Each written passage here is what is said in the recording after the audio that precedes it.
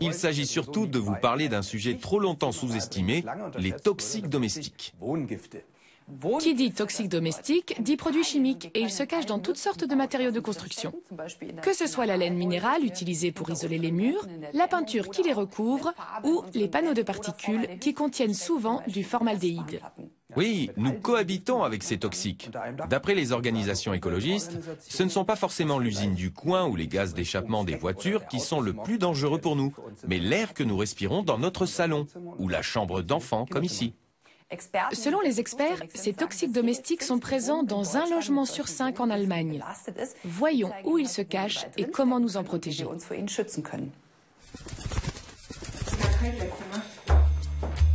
Anna et Christophe louent un appartement ancien rénové dans un quartier en vogue de Munich. Il y a 3 ans, quand ils l'ont visité, ça a été le coup de foudre. L'agencement est parfait pour nos besoins. Il y a 2 grandes pièces, une petite, une belle salle de bain. C'est extrêmement calme et on a vue sur les arbres en été. Bref, c'est parfait. Les premiers mois, tout va bien. Mais l'hiver venant, ils découvrent de curieuses taches sur le mur de la chambre à coucher, derrière l'armoire. Oh là là, il y en avait du haut en bas. Par endroits, c'était presque noir. Oui, c'était assez impressionnant. Et très étendu. Depuis que ce champignon est apparu, Anne souffre d'insomnie. Cet homme devrait pouvoir les aider. Stefan Streil est biologiste de l'habitat. Il traque les substances toxiques dans les logements. Nous recevons chaque jour des appels de gens qui s'inquiètent parce qu'ils sentent une drôle d'odeur chez eux ou se découvrent des problèmes de santé. Ils ont les yeux qui brûlent, ils toussent. Notre travail consiste à aller chez eux pour faire des mesures et élucider le mystère. Ce n'est pas bien beau en effet. En hiver, les appels à l'aide pour cause de moisissures sont nettement plus nombreux. Pour commencer, le biologiste doit trouver la cause de cette invasion de champignons. Il mesure la température du mur à différents points. Résultat, au niveau de la moisissure, elle est inférieure de 3 degrés. On le voit bien sur le mur. C'est là où il fait le plus froid qu'il y a le plus de moisissures. C'est directement lié. Dans le coin de la chambre à coucher, une grande quantité de chaleur s'échappe vers l'extérieur. De ce fait, l'humidité de l'air est supérieure à ce niveau du mur, condition idéale pour l'apparition de moisissures. Reste à déterminer la dangerosité de l'invasion. Le biologiste mesure la quantité de spores de moisissures respirées par les occupants. Résultat, ils inhalent tous les deux 3000 spores par mètre cube d'air. État d'alerte maximal.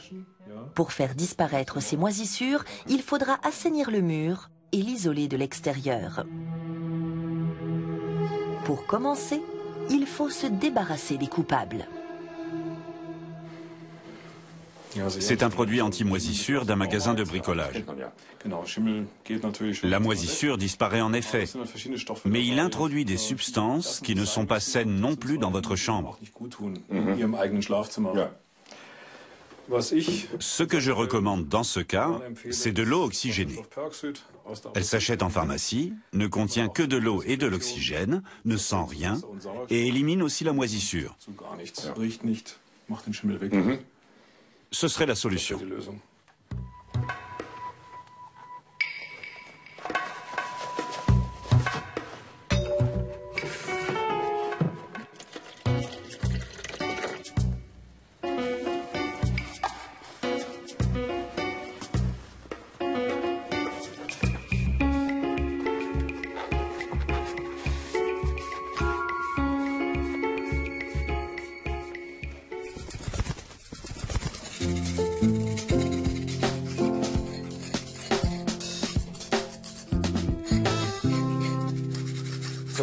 Après un tel reportage, vous pouvez être sûr que la première chose que Caro va faire en rentrant chez elle, c'est de regarder derrière chaque armoire. C'est clair.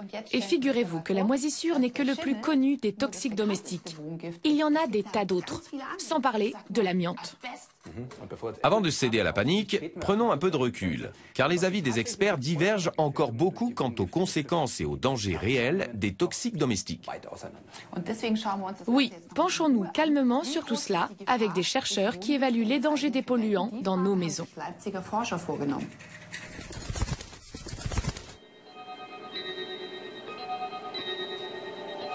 Au Centre de recherche sur l'environnement de Leipzig, des scientifiques étudient le comportement de l'organisme face à une forte concentration de spores de moisissure. Andrea Müller examine des échantillons prélevés dans des chambres d'enfants. La biologiste s'intéresse en particulier aux réactions du système immunitaire face aux 3 principaux champignons présents dans l'air ambiant. En suivant les enfants durant leur première année de vie, nous avons constaté notamment que le risque de sifflement respiratoire était plus élevé chez ceux qui étaient fortement exposés au Penicillium expansum ou au Penicillium chrysogenum. Les chercheurs de Leipzig soupçonnent une sensibilité particulière du système immunitaire des enfants aux toxiques domestiques. C'est pourquoi ils ont lancé il y a 4 ans cette étude de grande envergure.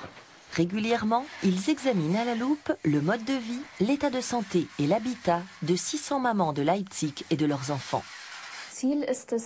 L'objectif est de comprendre l'influence des polluants intérieurs sur le système immunitaire de l'enfant et d'étudier plus particulièrement leur rôle dans l'apparition d'allergies.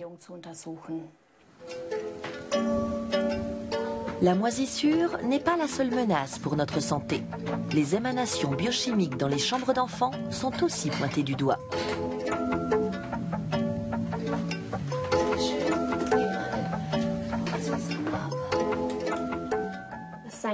Ce collecteur passif recueille les composés organiques volatiles présents dans les intérieurs, comme le chlorobenzène, le benzène et le styrène.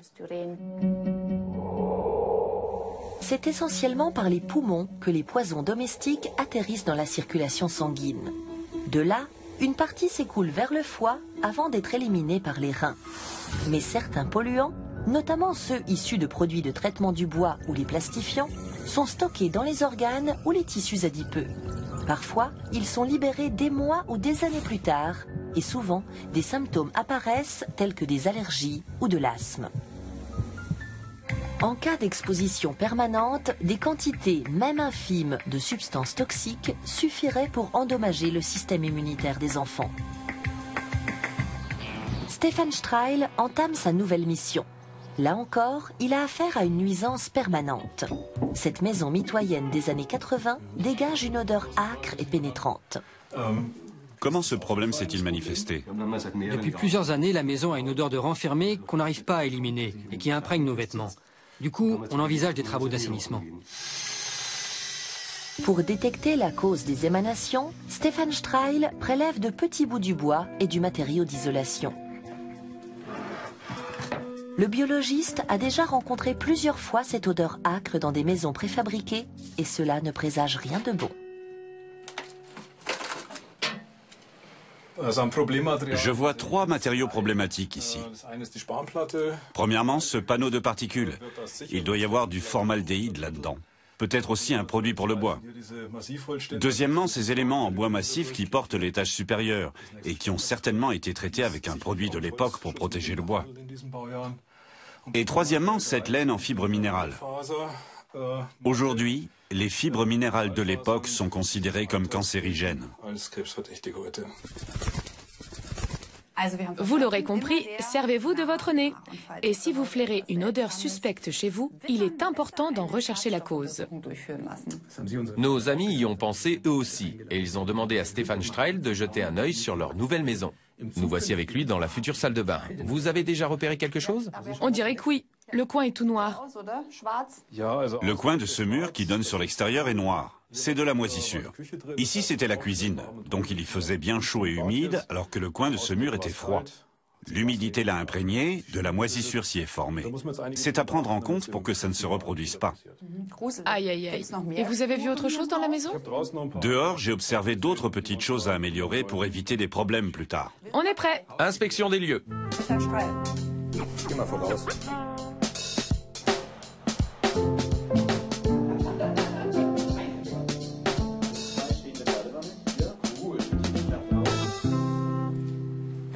Alors, qui sont les suspects ici?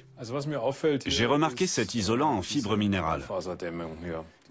Aujourd'hui, les fibres minérales de cette époque sont aussi décriées que l'amiante. Il ne faut surtout pas les respirer. Elles peuvent provoquer des lésions dans les poumons. Il faut faire très attention avec ça. Quoi d'autre? J'ai remarqué ces panneaux-là. Ce sont de vieux panneaux d'agglomérés.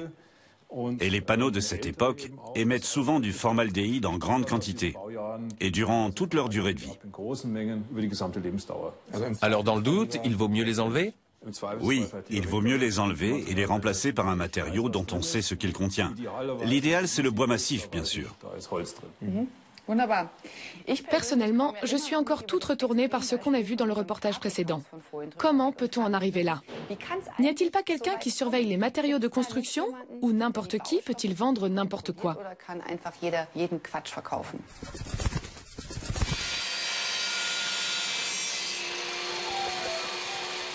À l'Éco-Institut de Cologne, Daniel Tigges analyse chaque jour des matériaux de construction et du mobilier afin de déceler d'éventuelles émanations de polluants.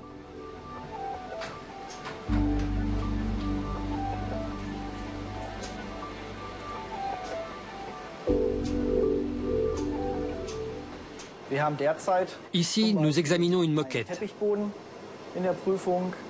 En dessous, un parquet multicouche.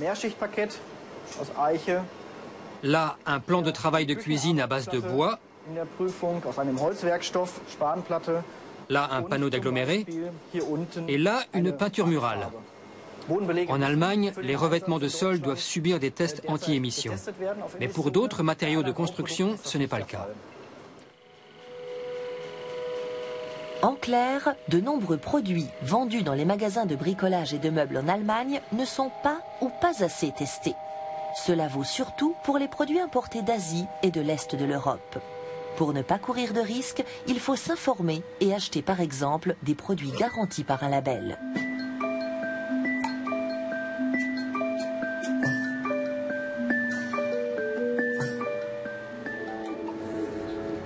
La France a une longueur d'avance en la matière. Depuis janvier 2012, les nouveaux matériaux de construction sont soumis à un étiquetage. Les fabricants doivent y faire évaluer la présence de 11 dangereux polluants intérieurs. Selon le résultat, ils obtiennent la note A, B ou C. Le physicien Stéphane Lecalvé est l'un des inventeurs de ce label. On va vers une démocratisation de ce genre d'étiquetage, comme il y a aujourd'hui pour les frigos ou pour les machines à laver. Donc là, maintenant, le client pourra savoir si son matériau qu'il achète émet ou pas beaucoup de polluants.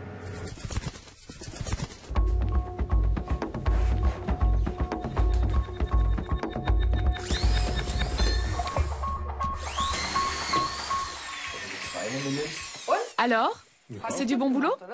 Les trous, oui. Mais, j'entends un mais. Ce matériau-là ne me plaît pas beaucoup. Nous avons déjà vu cette fibre minérale dans le couloir. Là, c'est aussi de la fibre minérale, mais plus récente. Et nous ne saurons que dans 40 ans si elle est vraiment biocompatible. Il y a une alternative là aussi, le lin par exemple. En plus, c'est assez agréable à toucher, contrairement à la laine minérale qui gratte. Il y a plus doux encore, la laine de mouton. Elle a les mêmes qualités? Tout à fait. Passons au sol stratifié qui est prévu pour cette pièce. À quoi faut-il veiller quand on l'achète? Oh, le stratifié, c'est déjà tout un problème. On pourrait s'en passer? Si on aime les choses naturelles, oui. Regardez, devant c'est du plastique, derrière aussi, et au milieu quelque chose d'indéfini de couleur brune à base de bois. On voit des copeaux de bois. Et je peux m'imaginer que si ce bois est fait à partir de copeaux, on utilise de la colle, donc beaucoup de produits chimiques. Or, j'ignore de quelle colle il s'agit, d'où elle vient, ce qu'elle fait dans ce panneau et quels seront ses effets dans la pièce. Pour ne pas prendre de risques, le plus sûr c'est d'utiliser des matériaux naturels non trafiqués. Le vrai bois, c'est du vrai bois. Il est tel qu'il a poussé. J'imagine que si je pose cette question dans un magasin de bricolage, je n'aurai pas la même réponse. Tout ce que c'est le vendeur dans ces magasins-là, c'est ce qu'il a en rayon et qu'il faut qu'il le vende. Alors il saura peut-être comparer deux produits, mais il ne pourra pas vous le dire de façon aussi catégorique, bien sûr. Quand je vais dans un magasin de bricolage, c'est surtout pour acheter de la peinture. Ici, nous avons deux pots différents. Je ne sais jamais comment choisir. De ces deux-là, laquelle dois-je prendre? Manifestement, les deux sont blanches. Mais celle du haut est une peinture à dispersion et celle du bas est au silicate. Quelle est la différence? C'est le liant utilisé. Pour la peinture à dispersion, c'est une colle à base de résine de synthèse. Pour la peinture au silicate, un minéral liquide. Nous savons qu'une fois sèche, la peinture au silicate ne dégage plus rien. Il vaut mieux prendre celle qui sent le moins et introduit le moins de matière synthétique dans la pièce. Ça veut dire que pour une chambre d'enfant, il faut absolument une peinture au silicate. C'est le meilleur choix, oui, surtout quand le support le permet. Là encore, il faut faire attention. Je n'irai plus acheter de la peinture sans penser à vos conseils. Grand merci à vous. Imaginons que nos travaux soient déjà finis. C'est vrai, l'odeur de peinture est parfois pénible. Mais s'il y a une chose à ne pas faire, c'est de la masquer avec un parfum aérosol.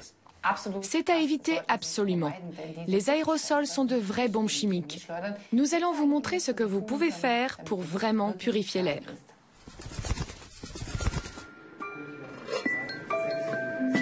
Université de Weihenstephan-Triesdorf, dans le sud de l'Allemagne. Franziska Kohlrausch dirige les expériences au département des plantes ornementales. Pour elle, c'est sûr, les plantes améliorent l'atmosphère d'une pièce. Elles humidifient naturellement l'air et diffusent de l'oxygène dans leur environnement. On leur prête également la faculté de filtrer les polluants de l'air. Un faux ou un tox? Effectivement, cela a été prouvé. Par exemple, on a procédé au marquage radioactif des polluants. Et on a pu voir ensuite où ces produits de fission, ou bien ces produits transformés, avaient atterri dans la plante. Donc, celle-ci les avait clairement absorbés, et sans l'aide de bactéries, ni de micro-organismes. Les plantes araignées, le Schefflera ou le ficus pleureur seraient alors la solution au problème? Non, en réalité, la contribution d'une plante au filtrage des polluants est insignifiante. Il faudrait une véritable jungle pour pouvoir mesurer leur effet dans une pièce.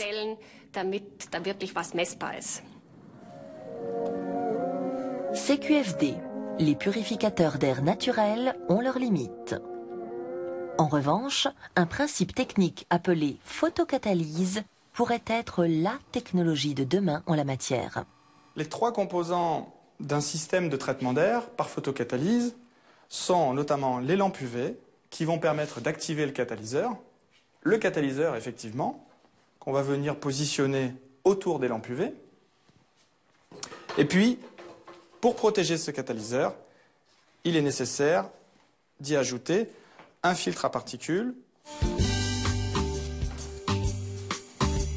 Jérôme Taranto est le responsable recherche et développement d'une entreprise alsacienne spécialisée dans le traitement de l'air par photocatalyse.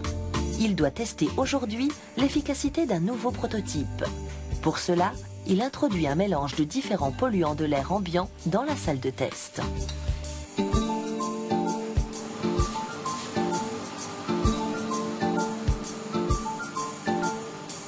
La technologie permet de détruire différents types de polluants. Les polluants chimiques, tels que le formaldéhyde, le toluène, le xylène, présents dans l'air ambiant. Et puis les polluants microbiologiques, les bactéries, les virus, les spores, les champignons. Et ce, avec un taux d'efficacité de 80 à 90% selon le responsable recherche et développement.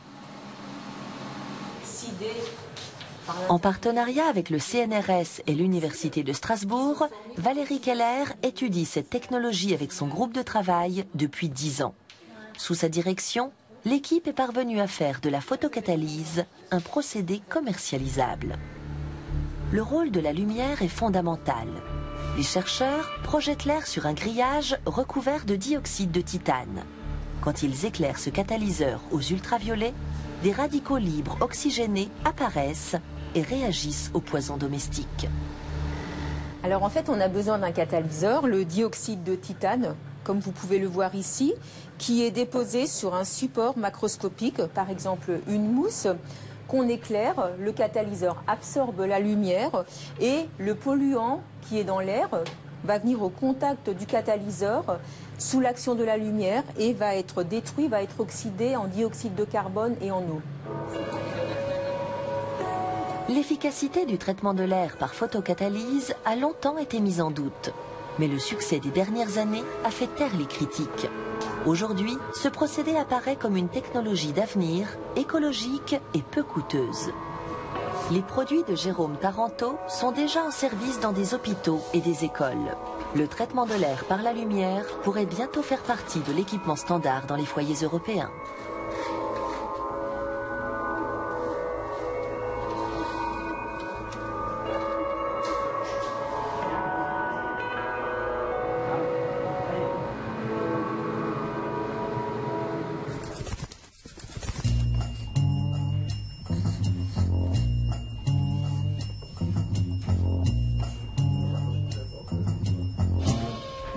Le mieux, bien sûr, c'est de ne pas avoir de polluants chez soi.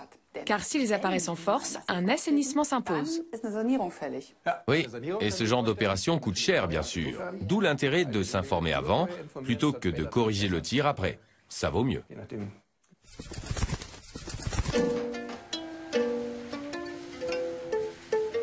Retour à l'Éco-Institut de Cologne pour une expérience hors du commun. Dans 2 pièces standards de 15 mètres carrés, les chercheurs installent 2 chambres d'enfants. Seule différence, dans la première, la peinture, le vernis, les revêtements de sol et les meubles sont conventionnels. Dans la deuxième, matériaux de construction et mobilier sont pauvres en polluants. La charge de polluants dans chaque chambre va être mesurée pendant 28 jours. Bilan, la chambre conventionnelle présente une quantité de polluants 15 fois supérieure à celle de la chambre d'enfants écologique. Au regard des directives de l'Office allemand de l'environnement, ce résultat est préoccupant.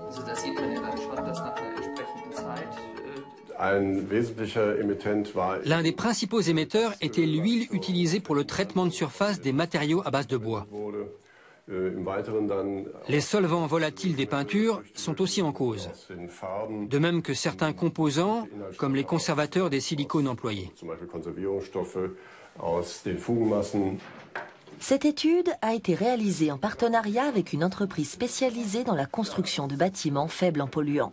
Pour les 2 partenaires, le bilan est satisfaisant. Ce sont des matériaux ordinaires que je trouve en grande surface de bricolage. C'est abordable. Cela revient à 275 € de plus que pour la chambre classique. Bien sûr, c'est difficile d'évaluer quelle dose de polluant est susceptible de toucher quelle personne. Moi-même, je souffre d'allergie. Quand j'entre dans une pièce, j'ai les yeux qui brûlent et j'ai mal à la tête. Alors que quelqu'un d'autre ne sentira rien et trouvera peut-être même que ça sent bon. C'est ce qui nous pousse à vouloir réduire au maximum les polluants de l'espace intérieur.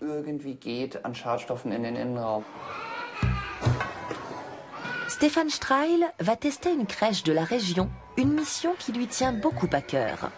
Ici, on a bâti avec du bois, de la chaux et des matériaux isolants à base de matières premières végétales. Pas étonnant que notre biologiste ne décèle quasiment aucun polluant.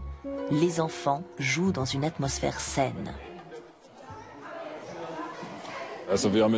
La quantité de substances volatiles émises par ces nouveaux matériaux est vraiment infime. Dans les bâtiments équipés de manière conventionnelle, c'est nettement plus.